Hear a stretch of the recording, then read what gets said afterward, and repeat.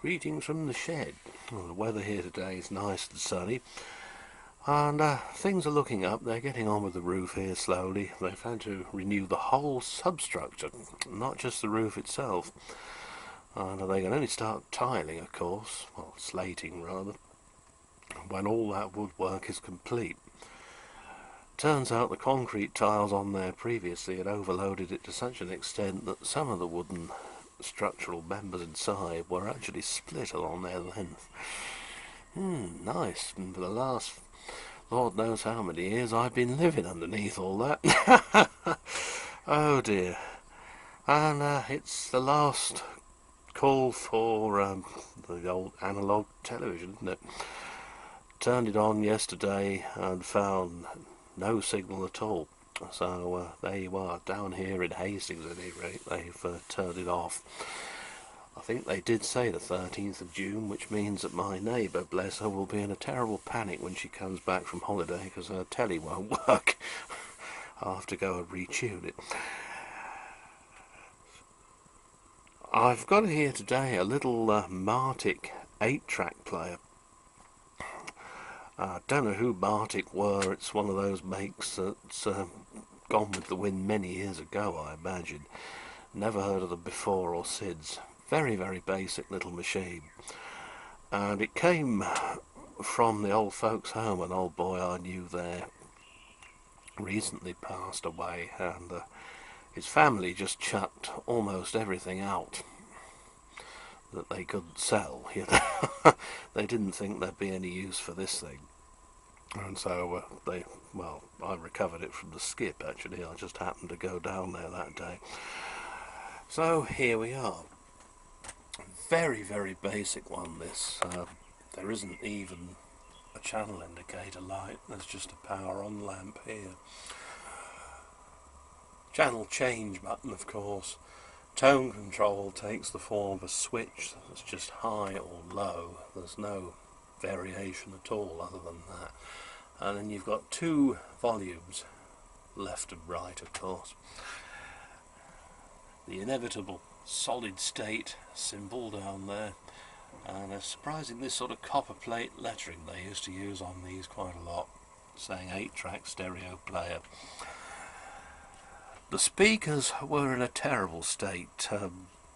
They'd been rather scratched about on the casings, and the material had begun to sag with old age. I have to say I know the feeling actually.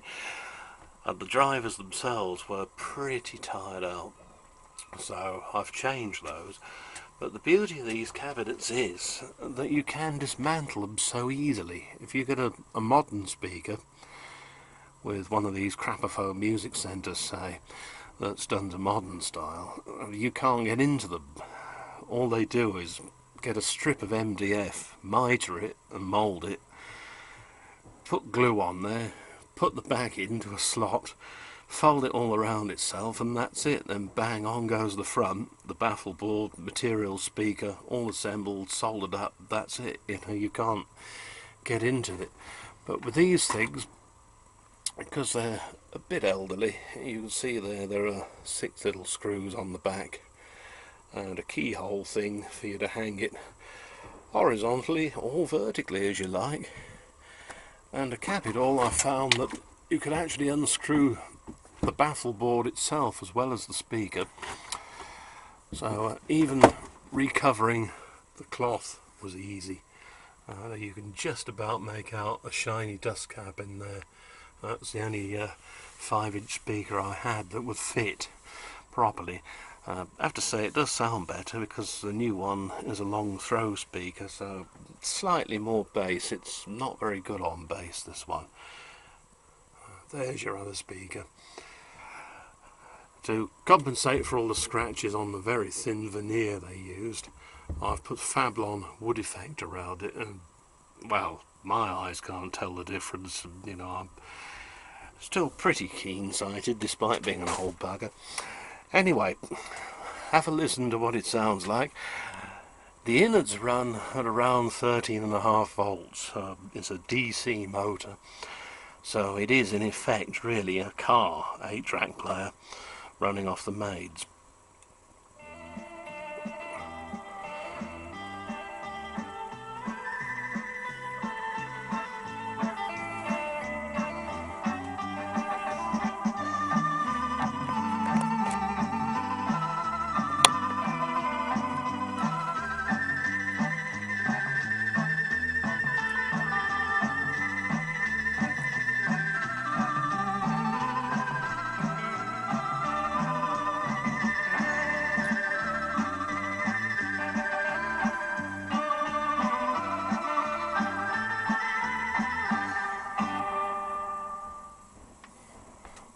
change channel itself, or is it? Oh no, here we go.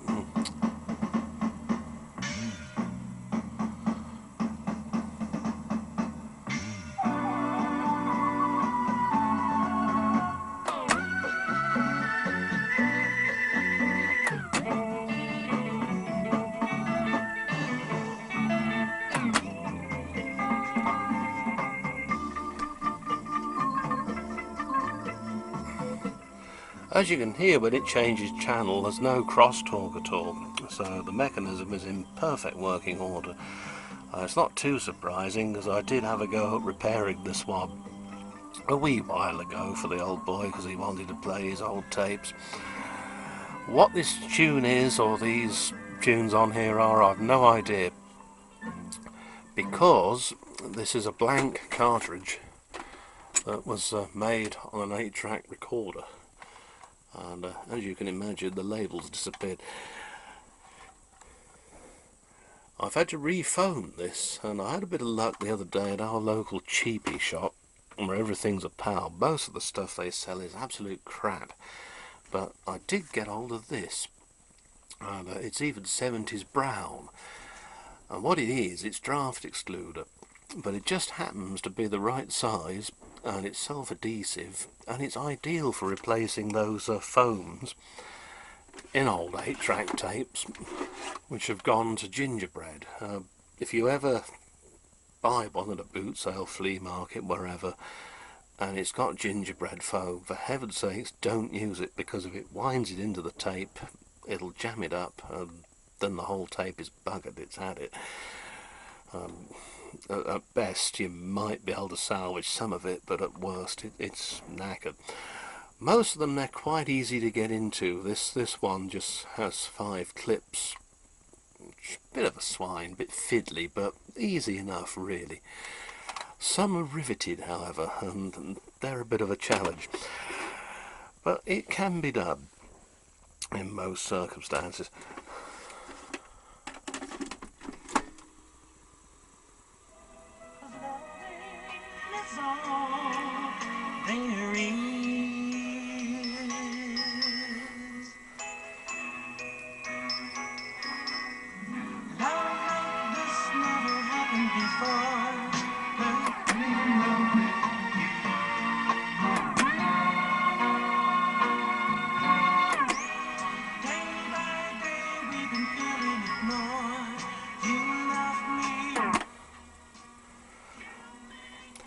I can confirm the automatic changeover does work on this one. It's still in apple pie order really. The casing on the set didn't need the Fablon treatment. And thankfully I was able to get the colour for the speakers more or less exactly the same as the sides of the set.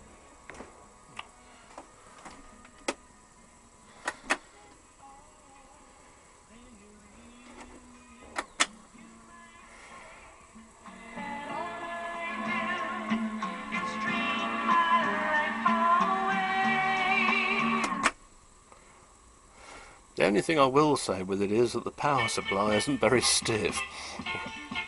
So when you press the program button, it does slow the motor down.